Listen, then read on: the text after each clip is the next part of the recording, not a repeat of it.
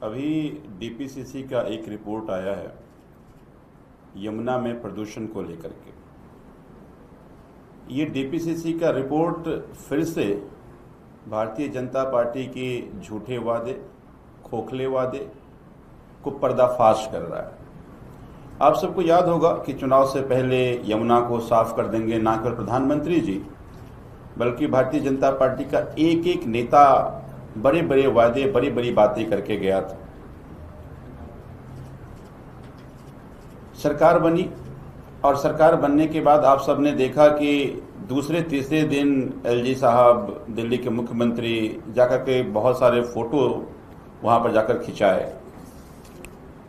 कई सारे रील बने कि यमुना की सफाई शुरू हो गई है, यमुना 1 महीने में साफ हो जाएगी, यमुना 90 दिन में साफ हो जाएगी।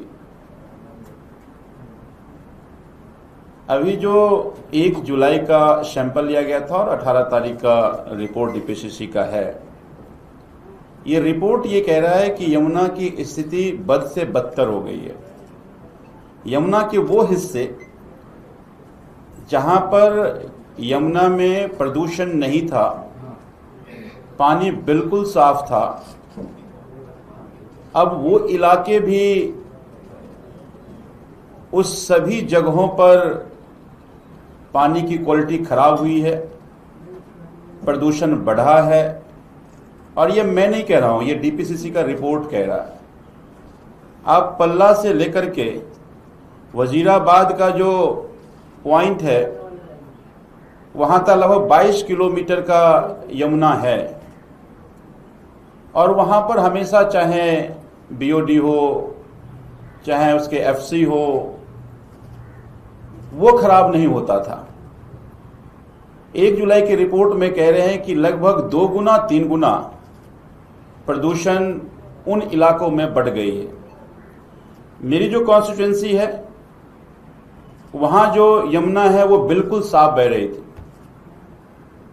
अभी 2 महीना पहले ही वहां पर जितनी भी मछलियां थी वो सब मछलियां मर गई। जो भी एक्वेटिक एनिमल जो हैं उनका रहना दूभर हो गया। तो कहाँ साफ करने की बात कही थी कि हम 90 दिन में साफ कर देंगे, अब तो 6 महीने हो चुके हैं। तो आखिर जब यमुना की सफाई इतनी तेज गति से चल रही थी तो वो इलाके जहां यमुना साफ था वो गंदगी, वहां गंदगी कैसे फैल गई? आखिर वहां प्रदूषण कैसे बढ़ा? जब हमारी सरकार थी हम डे 1 से कह रहे थे कि यमुना का प्रदूषण हरियाणा के इंडस्ट्रियल वेस्ट के कारण हो रहा है। तब तो बहुत कहते थे कि नहीं, बदनाम किया जा रहा है, ऐसा कुछ नहीं है। अब तो डीपीसीसी कह रहा है कि ये पल्ला वाले इलाके में प्रदूषण इसलिए हो रहा है कि हरियाणा का इंडस्ट्रियल वेस्ट यमुना